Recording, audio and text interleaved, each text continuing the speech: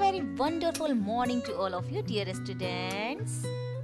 As we have already learned present indefinite tense and past indefinite tense in the grammar section, today we are going to learn future indefinite tense in the continuation of making translations.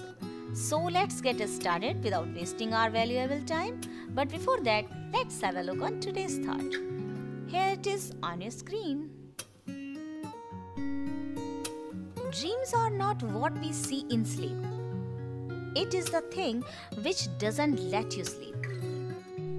Dear students, सपने वो नहीं होते जो आप सोने के बाद देखते हैं, बल्कि सपने वो होते हैं जो आपको सोने ही नहीं देते। जी हाँ, आप अपने लिए जो भी सपने देखते हैं वे तब तक अधूरे हैं और अधूरे ही रहेंगे जब तक आप अपनी नींद का उचित समय नहीं बना लेते। सोते ही रहेंगे तो स्वप्न साकार कैसे होंगे? With this inspirational thought, let's get started future indefinite tense with the framing of a sentence. सबसे पहले देखते हैं कि इसकी सिंपल फ्रेमिंग क्या बनती है। सब्जेक्ट will या shall और वर्ब की first form. Future indefinite tense से काम का भविष्य में होना प्रकट होता है, किंतु काम के जारी रहने या पूर्ण होने के विषय में कुछ भी पता नहीं चलता है।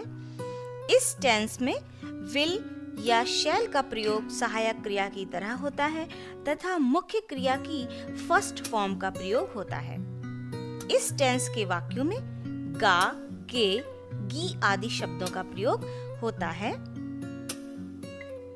जैसे मैं आज यह पुस्तक पढ़ूंगा, I shall read this book today।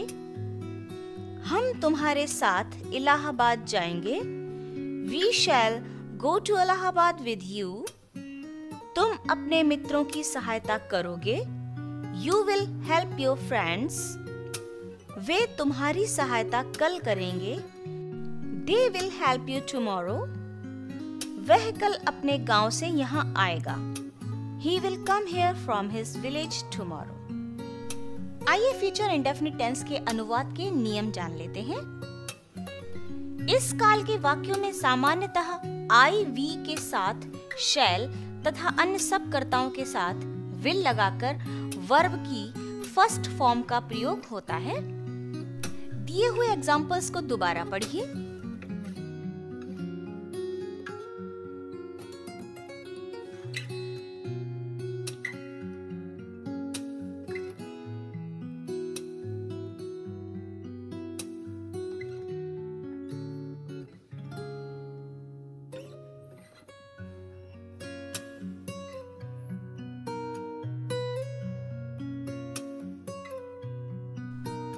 Dear students, अब हम एक एक करके affirmative sentences, negative sentences, interrogative sentences, first type and second type, ये सारे सेंटेंसेस को एग्जाम्पल्स के थ्रू समझेंगे, जैसा कि हमने प्रेजेंट और पास्ट में समझा था। सबसे पहले एफर्मेटिव या सिंपल सेंटेंसेस।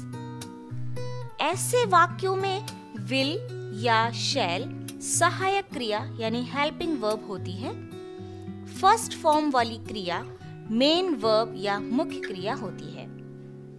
धमकी, आदेश, बाध्यता प्रकट करने के लिए आई वी के साथ विल तथा अन्य सब कर्ताओं के साथ शैल का प्रयोग होता है। जैसे मैं आज अवश्य पढ़ूंगा, I will read today। तुम वहां अवश्य जाओगे, You shall go there। हम तुम्हारी सहायता अवश्य करेंगे, We will help you। वे यह कार्य अवश्य करेंगे, They shall do this work। Dear students, समझने वाली बात यह है कि सामान्यतः हम I और V के साथ shall का प्रयोग करते हैं, बाकी सभी कर्ताओं के साथ will का प्रयोग किया जाता है। लेकिन जब धमकी, आदेश या बाध्यता प्रकट करने के लिए हम आई और वी के साथ विल का प्रयोग करते हैं और अन्य सब कर्ताओं के साथ शैल का प्रयोग करते हैं। कल के लिए फ्यूचर टेंस में टुमारो का प्रयोग किया जाता है, जैसे वे तुम्हारी सहायता कल करेंगे, they will help you tomorrow. वह कल अपने गांव से यहाँ आएगा, he will come here from his village tomorrow. कल वह विद्यालय जाएगा, he will go to school tomorrow. मेरे पिताजी कल दिल्ली जाएंगे, my father will go to Delhi tomorrow. अब हम चर्चा करेंगे निगेटिव सेंटेंसेस पर। डियर स्टूडेंट्स, नहीं के लिए नॉट का प्रयोग सहायक क्रिया यानी हेल्पिंग वर्ब के बाद में तथा मुख्य क्रिया यानी मेन वर्ब से पहले होता है, जैसे वह यहाँ नहीं आएगा, he will not come here। हम तुम्हारी सहायता नहीं करेंगे, we shall not help you। Ram आज पत्र नहीं लिखेगा, Ram will not write a letter today। तुम्हारा भाई कल इस कमरे में नहीं सोएगा, your brother will not sleep in this room tomorrow। कभी नहीं के लिए never का प्रयोग किया जाता है, जैसे वह वहां कभी नहीं जाएगी, she will never go there। Not की तरह नेवर भी सहायक क्रिया तथा मुख्य क्रिया के बीच में ही प्रयुक्त होता है। चलिए अब पढ़ते हैं इंटेरोगेटिव सेंटेंसेस के बारे में। यदि वाक्य के आरंभ में क्या शब्द आता है यानी फर्स्ट टाइप सेंटेंसेस, जैसा कि मैंने आपको पास्ट इंडेफिनिट टेंस और प्रेजेंट इंडेफिनिट टेंस में भी 2 टाइप सेंटेंसेस बताए थे। फर्स्ट टाइप क्या पहले आने पर और सेकंड टाइप प्रश्नवाचक शब्द बीच में आने पर। तो हम यहाँ चर्चा कर रहे हैं फर्स्ट टाइप सेंटेंसेस के विषय में। तो डियर स्टूडेंट्स, यदि वाक्य के आरंभ में क्या शब्द आया है तो क्या शब्द का अनुवाद व्हाट से नहीं किया जाता है। ऐसे वाक्यों में वाक्य के भाव तथा कर्ता यानी सब्जेक्ट के अनुसार पहले विल या शैल तथा कर्ता के पश्चात मुख्य क्रिया की फर्स्ट फॉर्म का प्रयोग होता है। जैसे क्या राम क्रिकेट खेलेगा, विल राम प्ले क्रिकेट। क्या मुकेश कल कानपुर जाएगा, will Mukesh go to Kanpur tomorrow. क्या ये बच्चे कल यहाँ सोएंगे, will these children sleep here tomorrow. क्या चपरासी आज घंटी नहीं बजाएगा, will the peon not ring the bell today. Dear students, कभी के लिए एवर और कभी नहीं के लिए नेवर का प्रयोग किया जाता है। जैसे क्या वह यहाँ कभी आएगा, will he ever come here. क्या वह यहाँ अब कभी नहीं आएगा, will he never come here now. Dear students, ये तो हो गई फर्स्ट टाइप के सेंटेंसेस की बात। अब हम देखते हैं सेकंड टाइप सेंटेंसेस।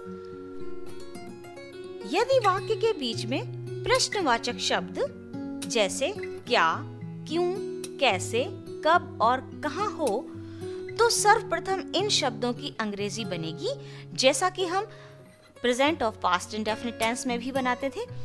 और जैसा कि मैंने आपको पहले भी बताया था कि फ्रेमिंग वही रहती है हर टेंस के अंदर, सिर्फ चेंज होता है तो हेल्पिंग वर्ब चेंज होता है और फॉर्म्स ऑफ वर्ब चेंज होती है। बाकी फ्रेमिंग पूरी सेम हर टेंस में यही होगी, जैसा कि मैंने आपको प्रेजेंट और पास्ट इंडेफिनिट टेंस में बता रखी है। मैं फिर से रिपीट करती हूँ, यदि वाक्य के बीच में प्रश्नवाचक शब्द जैसे क्या, क्यों, कैसे, कब और कहाँ है तो सर्वप्रथम इन शब्दों की अंग्रेजी बनती है। फिर कर्ता से पहले कर्ता के अनुसार सहायक क्रिया यानी विल या शैल का प्रयोग होता है और फिर कर्ता के बाद मुख्य क्रिया की फर्स्ट फॉर्म आती है। जैसे वह आज क्या खाएगा, What will he eat today? तुम घर कब जाओगे, When will you go home? तुम यहाँ क्यों नहीं आओगे, Why will you not come here? वह यह कार्य कैसे करेगा, How will he do this work? वे आज कहाँ जाएंगे, Where will they go today? Dear students, मैंने आपको पहले भी बताया कि कभी नहीं के लिए never का प्रयोग होता है और यदि वाक्य में कभी का प्रयोग हुआ है तो ever का प्रयोग किया जाता है। जैसे वह अब यहाँ कभी क्यों आएगा, Why will he ever come here now? Ram यहाँ अब कभी कैसे नहीं आएगा? How will Ram never come here now?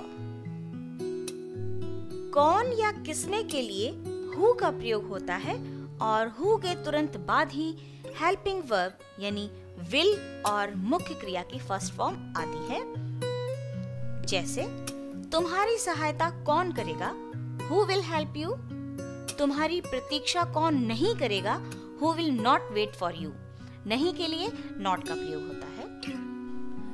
सभी प्रश्नवाचक वाक्य के अंत में प्रश्नवाचक चिन्ह जरूर लगाया जाता है जिसे हम क्वेश्चन मार्क कहते हैं। सिंपल सेंटेंसेस के बाद फुल स्टॉप का यूज होता है।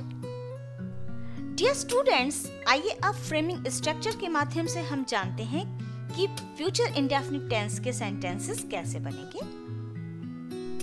डियर स्टूडेंट्स, सबसे पहले सिंपल सेंटेंसेस। सब्जेक्ट विल या शैल अकॉर्डिंग टू सब्जेक्ट, आई और वी के साथ शैल का प्रयोग तथा ही, शी, इट, यू, दे के साथ विल का प्रयोग और वर्ब की फर्स्ट फॉर्म तथा object. Negative sentences. Subject will और shall according to subject, not या कभी नहीं के लिए नेवर का प्रयोग, वर्ब की first form plus object. Interrogative sentences. First type, क्या से आरंभ होने वाले वाक्य, विल और shall according to subject plus verb की फर्स्ट फॉर्म प्लस ऑब्जेक्ट। अगर फर्स्ट टाइप सेंटेंसेस निगेटिव हैं तो विल, शैल, सब्जेक्ट, नॉट या नेवर, वर्ब की first form plus object. Interrogative sentences second type, प्रश्नवाचक शब्द बीच में आने पर, जैसा कि मैंने बताया आपको उनकी अंग्रेजी पहले बनती है तो क्वेश्चन वर्ड से शुरू करेंगे और अकॉर्डिंग टू सब्जेक्ट विल या शैल का प्रयोग, फिर सब्जेक्ट, वर्ब की first form plus object, question mark. Negative sentences second type के लिए क्वेश्चन वर्ड विल या shall according to subject, subject plus not या नेवर, वर्ब की फर्स्ट फॉर्म प्लस ऑब्जेक्ट और question mark. Dear students, that's it for today. I hope you liked the video and I'm succeed to make you understand properly all the indefinite tenses, present, past and future. But you will have to do exercises and translations to improve your efficiency in making translations. Let's call it a day. See you in the next video with present continuous tense with all the necessary rules in the grammar section. If you didn't subscribe my channel yet, do subscribe and like the videos and share as well so that other students may also get full advantages of these videos safely at home during this pandemic. Until we meet again, keep taking a good care of yourselves. Thank you.